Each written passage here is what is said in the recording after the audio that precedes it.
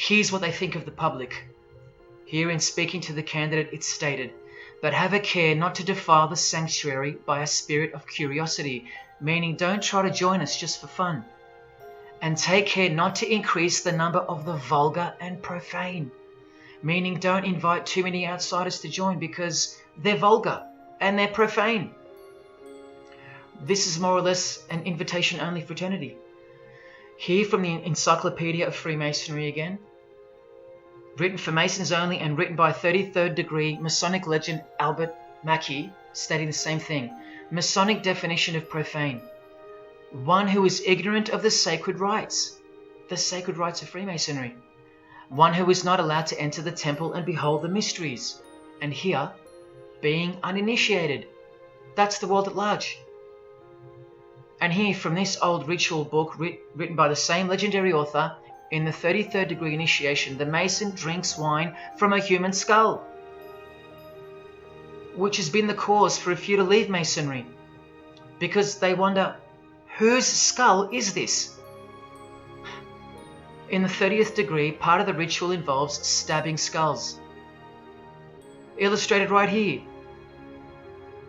The process of submitting the member further and further involves things like this.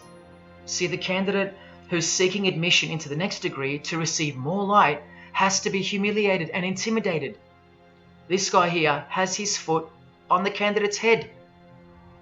This is what our celebrities and politicians and the most prominent members of our society have done and continue to do. No one is exempt from this. And this is the intimidating and frightening path that you must take that binds you to the secret society before you are revealed the true beliefs of the religion.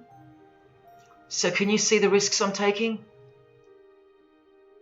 Now here's one of the 3 greatest Freemasons of all time, who actually helped construct the 33 degrees or rituals of modern Freemasonry, Albert Pike.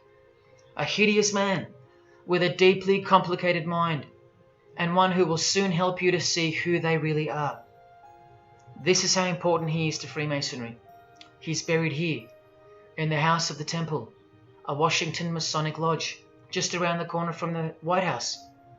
He was called the Grand Commander, Sovereign Pontiff of Universal Freemasonry, a giant of this secret society, the only Confederate general who has his own statue. And who were the Confederates?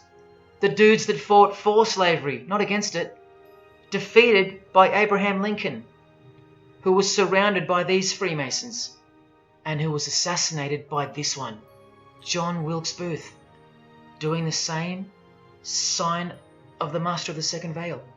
A Freemason assassinated Abraham Lincoln, undisputable when you have the eyes to see. Now Albert Pike writes in his colossal work, which some refer to as the Bible of Freemasonry, called Morals and Dogma, and on page 113 he says, "What can there be in common between the vile multitudes and the sublime wisdom?"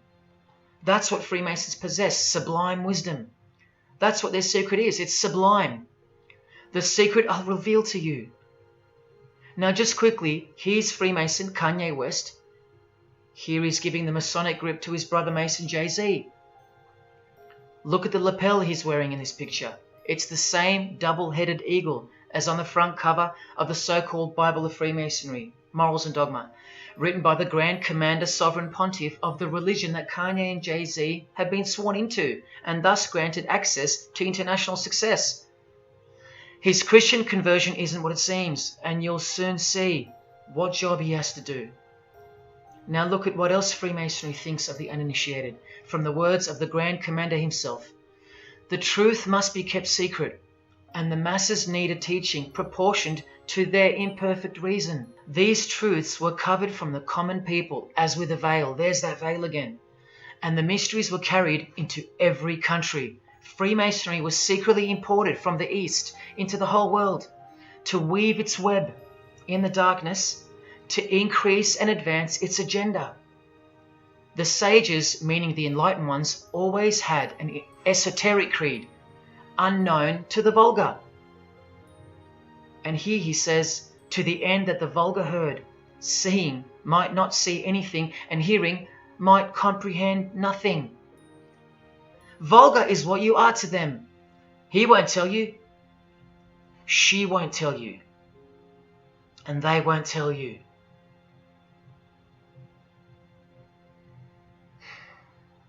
Because the other obscene penalties from the rituals of Freemasonry include having your ear and hand chopped off, or both hands, being hung in your own home,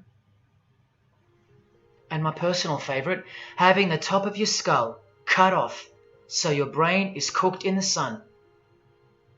Now, can you imagine what they're hiding? And then the ritual monitor goes on to illustrate the same secret handshakes and signs. Hidden hand, sign of silence.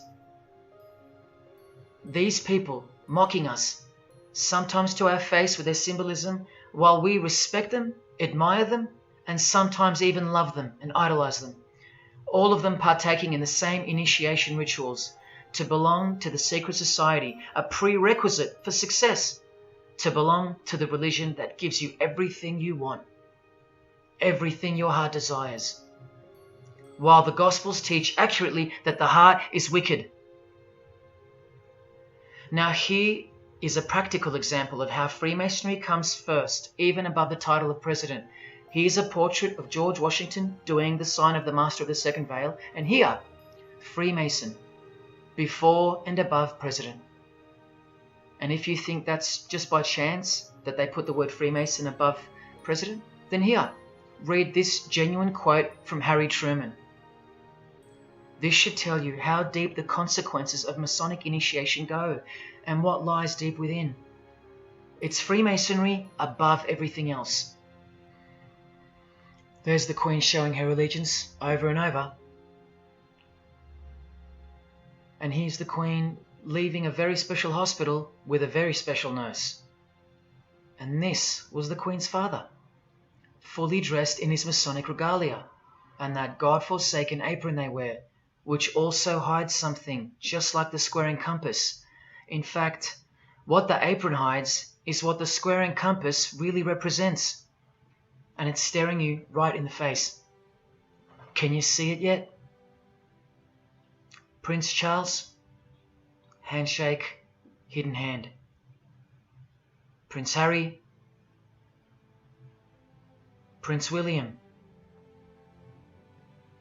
And here is the Grand Master of English Freemasonry, Prince Edward, also in full gear. What a lovely looking chap. And now he's giving the Masonic grip in front of this stone that was placed there to memorialize his visit to Cape Town Lodge. And what about this guy? Prince Philip, husband of the Queen. Do you remember him saying this? Yeah. And here's the article in case you think he didn't. Initiated member. Do you slowly see what the Masonic mindset is? We are beneath them. And the craziest thing is, if they can turn you into what they think of you, then you deserve what's coming. It's a natural law. It's the law of nature. And I'll soon show you their real Bible, for lack of a better term, which justifies it all. And the one which guides their morals. And it makes a lot of sense, because the power of the deceptive phenomenon of Freemasonry lies in the fact that it contains real truth, intertwined with untruth. Now this actual book that guides their morals and plans, it isn't written by hand, and it's been around longer than the Bible. So they think it's purer, sublime as they call it. And it's the foundation on which the religion is built upon. And that Bible, so-called, that unwritten Bible, is the key to unlocking its secrets. I'm going to hand you that key. And it's all going to come together like a flood. So they're going to own it all, by their own words and actions. And they're going to introduce us to a new system of life, but only after a number of shocking events take place, which I'm so close to telling you about.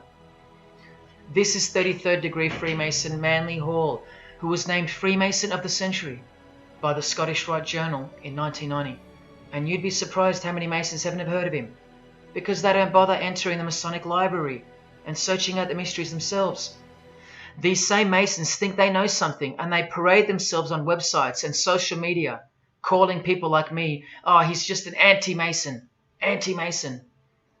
Blind fools at best, deceivers at worst.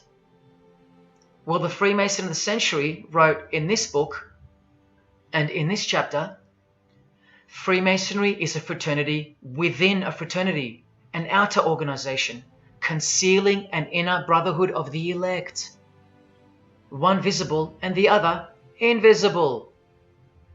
The visible society is a splendid camaraderie of free and accepted men and women, enjoined to devote themselves to ethical, educational, fraternal, patriotic, and humanitarian causes and concerns like hospitals and charities.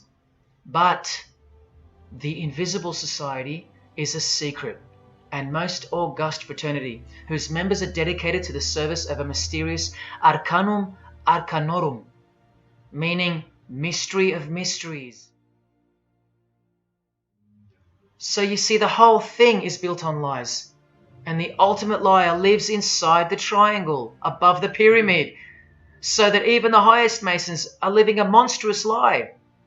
Wake up, Masons, even you are deceived, just as the public is, unless of course you're hungry enough to want to acquire all the power and climb up that pyramid closer to the eye that sees all.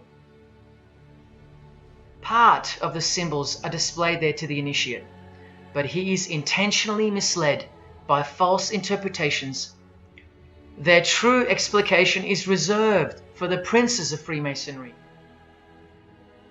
Another thing that Masons will repeatedly say is that this has nothing to do with Freemasonry, and it's just a conspiracy theory. Well, the 33rd degree Freemason of the century also wrote this book about 100 years ago, The Secret Destiny of America, and look at the front cover. And I'll tell you why America is so important for the ultimate goal of the secret society.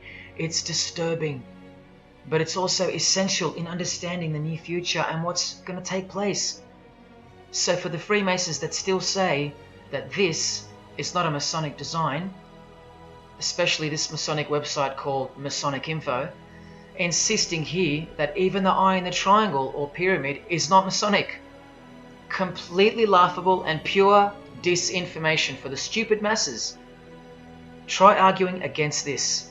This is from a 1960 copy of the New Age magazine, an official organ of the Supreme Council of 33rd Degrees. No higher authority in the United States to speak of the relationship between Freemasonry and the US $1 bill.